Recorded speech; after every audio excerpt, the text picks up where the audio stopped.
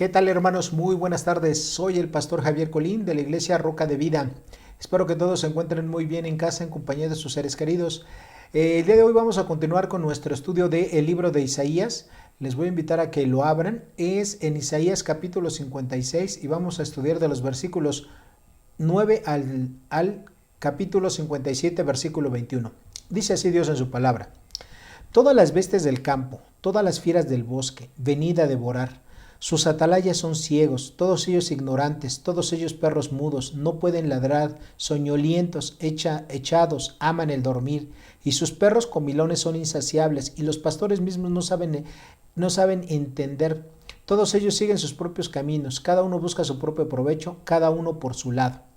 Venid, dicen, tomemos vino, embriaguémonos de sidra, y será el día de mañana como este o mucho más excelente.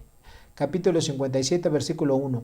Perece el justo y no hay quien piense en ello, y los piadosos mueren y no hay quien entienda que de delante de la aflicción es quitado el justo. Entrarán en la paz, descansarán en sus lechos todos los que andan delante de Dios, mas vosotros, allegaos acá, hijos de la hechicera, generación del adúltero, de la fornicaria. ¿De quién os habéis burlado? ¿Contra quién echasteis la boca y alargasteis la lengua? ¿No sois vosotros hijos rebeldes, generación mentirosa? ¿De qué os enfervorizáis con los ídolos debajo de todo árbol frondoso? ¿Que sacrificáis los hijos en los valles, debajo de los peñascos? En las piedras lisas del valle está tu parte.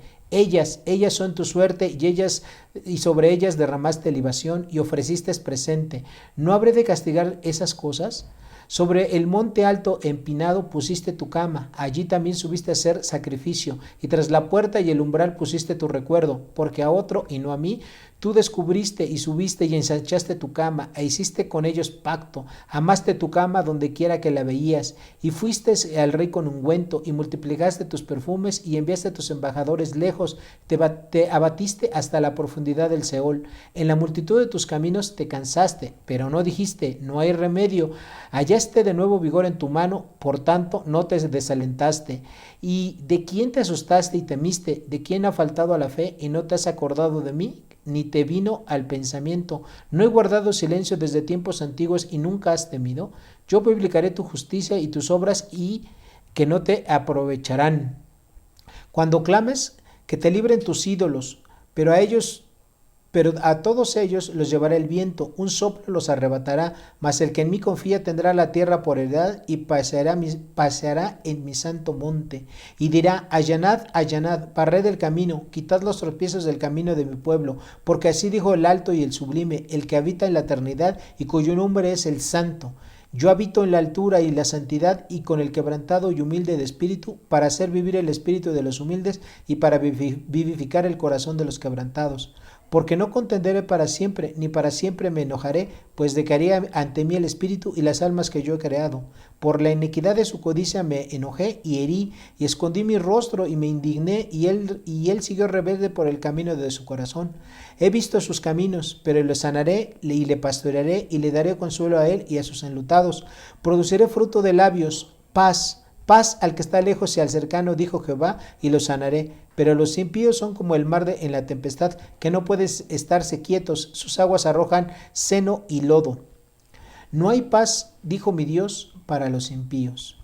Bueno, mis queridos hermanos, este es el pasaje de Isaías capítulo 56, del 9 hasta el capítulo 57, versículo 21. Ahora, recordemos que en el capítulo anterior Dios les había hecho diferentes promesas al pueblo de Israel y se suponía, ¿verdad?, que con todas esas promesas, con todas las profecías que a través del profeta Isaías le había dado Dios al pueblo de Israel, de que ellos van a tener un futuro glorioso allá en el reino milenial y todo lo que ya vimos en el capítulo pasado, se suponía que con todo ello, mis queridos hermanos, el pueblo de Israel iba a caminar junto a Dios, ¿verdad? Iban a vivir vidas rectas, pero no es así.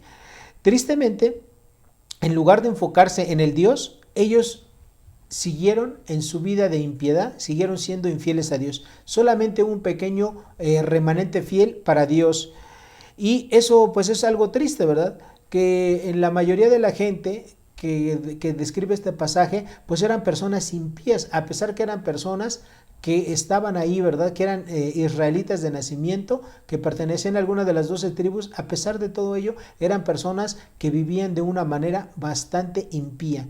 En esta sección vemos que el Mesías se presenta como un juez para todos los hombres, tanto judíos como gentiles, o tanto israelitas como gentiles, ¿verdad? Pero todos ellos impíos. Recordemos que una persona impía es un ser inconverso, es una persona inmoral y que vive activamente en contra de Dios y su voluntad. El pasaje está dividido en 6 partes. Vamos a ver la primera parte. La primera parte corresponde a el juicio del Mesías para el pueblo de Israel. Y eso lo encontramos en Isaías capítulo 56, versículo 9. Las naciones gentiles iban a ser utilizadas por Dios para afligir al pueblo de Israel. Lo más probable es que fuera el reino de Babilonia, ¿verdad? Quien iba a llevar a Israel a Babilonia, pero de una manera cautiva, ¿verdad? Como presos, literalmente, como esclavos. Estas bestias y fieras que hablan en el versículo número 9 se representan a las naciones gentiles, particularmente a Babilonia, ¿verdad? Y cuando dice que vengan a devorar, quiere decir que vengan a castigar al pueblo de Israel. Lo segundo que encontramos aquí es que el pueblo de Israel vivía de una manera impía y es descrita por el Mesías. De los versículos 9 al 12 encontramos los siguientes. Fíjense cómo lo dice el Señor Jesús. Los atalayas ciegos, ¿verdad? Estas personas atalayas ciegos representan a los líderes religiosos y a los sacerdotes ignorantes.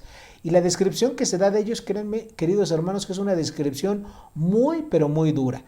Primero, ¿qué se les dice a ellos? Que son ciegos. Esto quiere decir que su enfoque no estaba en Dios, no conocían al Dios vivo y verdadero, aunque debían hacerlo, y tampoco conocían la ley de Dios, aunque debían enseñarla al demás pueblo. También se habla de ellos como perros mudos, no pueden ladrar. Esto significa que no anunciaban al pueblo el peligro de desobedecer a Dios, ni prevenían al pueblo para que ellos no siguieran pecando, y al contrario, ellos también pecaban con el pueblo. Cuando dice, como en tercer lugar, que ellos eran somnolientos, echados, aman el dormir, describe su apatía, su flojera y que no trabajaban en lo que Dios les había encomendado. Lo cuarto que se dice de ellos es que eran perros comilones e insaciables. Significa que no le daban importancia más que a sus propios apetitos carnales. También les dice como quinta cosa que eran pastores y no saben entender. Son ineptos en la realización de sus tareas que Dios les había encomendado, como dirigir al pueblo de Israel. Lo sexto que les dice es que son personas que siguen sus propios caminos. Es decir, que al igual que sus ovejas, no querían obedecer a Dios y vivían de una manera impía, de una manera incorrecta. Número 7. Cada uno busca su propio provecho. Buscaban una ganancia personal. Ahí hacían cualquier tipo de triquiñuelas con el pueblo para ganar dinero de una manera ilícita. Dice, embriaguémonos.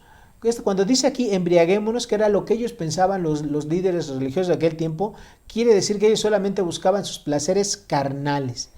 Y tenían visión corta. Decían, el día de mañana será como hoy, ¿verdad? O más excelente. Lo que implica que ellos no tenían ni la menor idea del justo juicio que les iba a venir de parte de Dios. Su visión era muy, pero muy corta. Ahora, imagínense ustedes, si así estaban con estas descripciones, ¿verdad? Tan horribles y nefastas que se hacen de los líderes religiosos del pueblo de Israel que estaban teniendo aquel tiempo, si así eran los líderes, los sacerdotes, ¿cómo estaría el pueblo de corrompido? Bueno, lo tercero que encontramos aquí en nuestro pasaje es que para la gente que quería vivir de una manera piadosa, solamente había una forma de vivir esa vida piadosa y de no angustiarse ni preocuparse por cómo vivía el resto de sus conciudadanos israelitas. Y esa única forma era morir. En los capítulo 57, versículos 1 y 2, vemos que la sociedad judía estaba tan degenerada que el morir era la única manera, ¿verdad?, que tenían los judíos fieles para poder vivir en paz. Y eso no le importaba a los líderes religiosos de aquel tiempo.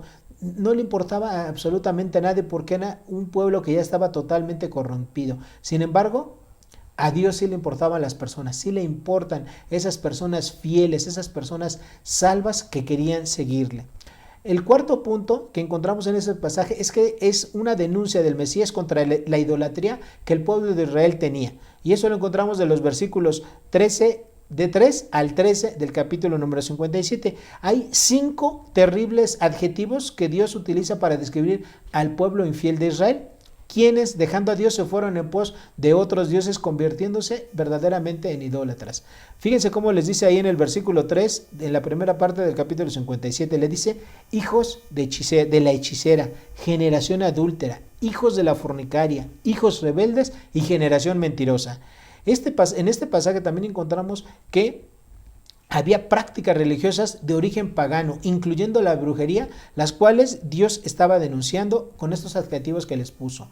Por ejemplo, de los cultos paganos que ellos estaban haciendo, el pueblo de Israel, encontramos el culto a la diosa de la fertilidad. Parte de ese culto implicaba tener relaciones sexuales con mujeres, ¿verdad?, que no eran israelitas, debajo de árboles frondosos, y supuestamente con esto iban a tener buenas cosechas. Otra de las cultos paganos que hacían significaba sacrificar niños a los diferentes dioses que tenían los caldeos, es decir, los babilonios y otros pueblos circunvecinos. Llevar regalos a dioses en las piedras lisas en montes altos. Esa también era otra forma de adoración a esos dioses falsos. Colocar recuerdos, es decir, fetiches de sus sacrificios en las puertas, lo cual es totalmente opuesto a lo que Dios dice en Deuteronomio capítulo 6, versículo 9, porque el israelita debería de escribir las palabras de la ley de Dios, las escribirás en los postes de tu casa y en tus puertas, y enseñarlas a sus hijos. Y los israelitas, en lugar de hacer esto, estaban colocando los fetiches que tenían como recuerdos, vamos a llamarle como souvenirs, de los sacrificios que ellos hacían a los ídolos paganos. Otra de las cosas que ellos hacían era ensanchar su cama. Ensanchar su cama, que encontramos ahí en el versículo 8, puede significar prácticas de orgía, ¿verdad? Donde obviamente implicaba la infidelidad a sus propias esposas, pero sobre todo la infidelidad al Dios vivo y verdadero. Culto al rey Moloc también, ¿verdad? Era el rey de los amonitas y su culto incluía sacrificio de niños. Entonces, esto era algo inverosímil para Dios, que su pueblo escogido hubiera hecho con ellos, ¿verdad? Con estas personas. La última denuncia que hace Dios contra el pueblo de Israel fue esta: te has olvidado de Dios, por lo tanto, que te salven sus ídolos. Y eso Dios lo dice de una manera muy, pero muy dura, ¿verdad? Le dice al pueblo de Israel, te has olvidado de Dios, cuando tengas problemas, que te salven tus ídolos. El quinto punto de este estudio, mis queridos hermanos, es que el Mesías recuerda las 3 promesas para los fieles, para los israelitas fieles. Del versículo 13b al 19 encontramos estas 3 promesas. Primera promesa: los fieles tendrán un lugar en el reino milenial y el cielo por toda la eternidad. Dice así, mas el que en mí confía tendrá la tierra por heredad y poseerá mi santo nombre, es decir, Hermón Sión o Hermón, como también se le conocía. Segunda promesa: Dios tendrá comunión con el quebrantado y el humilde de espíritu, es decir, con la gente fiel. Y tercera promesa: Dios tendrá misericordia y perdonará a los que se arrepientan y se vuelvan a él. Tanto israelitas, que aquí en el versículo 16 encontramos 16 al 19, como el cercano, como a los gentiles, es decir, al que está lejano. ¿Okay? Y en lo sexto que encontramos aquí en este pasaje es el juicio final del Mesías contra la gente impía. En los versículos 20 y 21 vemos que los israelitas y los gentiles que no se arrepientan por toda esa vida de impiedad van a estar eternamente separados. Ellos no van a tener paz, ¿verdad? No van a tener una paz por toda la eternidad entre los grandes beneficios que da el ser un creyente, el ser un hijo de Dios. Ahora, vamos a pasar a nuestro estudio, queridos hermanos. Y la pregunta que por todos es bien conocida y que todos la contestan muy bien siempre: ¿quién es el autor humano? Evidentemente, ¿verdad? El profeta Isaías. ¿Qué propósito tuvo Isaías para escribir este pasaje? Hacer saber al mundo que todos los impíos no van a disfrutar de una paz eterna con Dios, ¿verdad? Y que los que se vuelvan a Dios sí van a ser perdonados y tendrán la vida eterna, y una vida eterna que incluye la gran bendición de tener paz. Tercero, ¿quiénes son los destinatarios originales de este pasaje? Es el pueblo de Israel y los gentiles, ¿ok? Así en general, tanto judíos y gentiles fieles como aquellos infieles o impíos. 4. ¿Qué personajes principales intervienen en este pasaje? El pueblo de Israel, los gentiles, Dios, el Mesías y los líderes religiosos de Israel. Tercero, ¿qué es lo que usted puede interpretar de este pasaje? Que la gente impía Aunque aquí cuando una gente impía fallece y se le dice que ya va a estar en paz, que ya va a estar descansando, hermanos, para la gente impía que muere sin Jesucristo en su corazón, ellos no van a tener paz, no van a tener un descanso eterno, a diferencia de aquellas personas que sí crean y entreguen su vida a Jesús, al Mesías como su Señor y Salvador. ¿Este pasaje tiene aplicación para nuestros días? Por supuesto, claro que sí.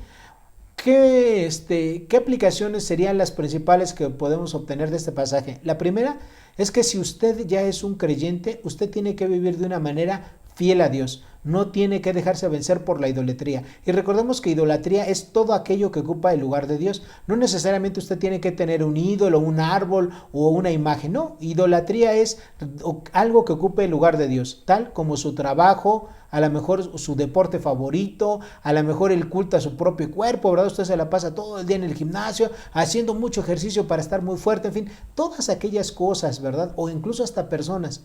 Todas aquellas cosas o personas que ocupen el lugar de Dios, para Dios todo eso es idolatría. Y Él no quiere que nosotros nos involucremos en ningún tipo de idolatría. ¿Ok? Y finalmente, ¿cuál es el versículo clave de este pasaje? Es Isaías capítulo 57, versículo 21, donde está el resumen de todo lo que les acabo de explicar, mis queridos hermanos. No hay paz, díjome Dios, para los impíos.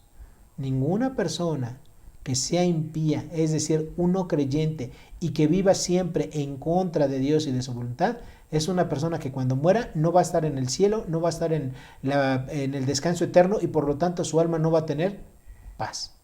Bueno, mis queridos hermanos, eso es todo lo que nos enseña Isaías capítulo 56, de los versículos 9 al capítulo 57, todo el 57 que tiene 21 versículos.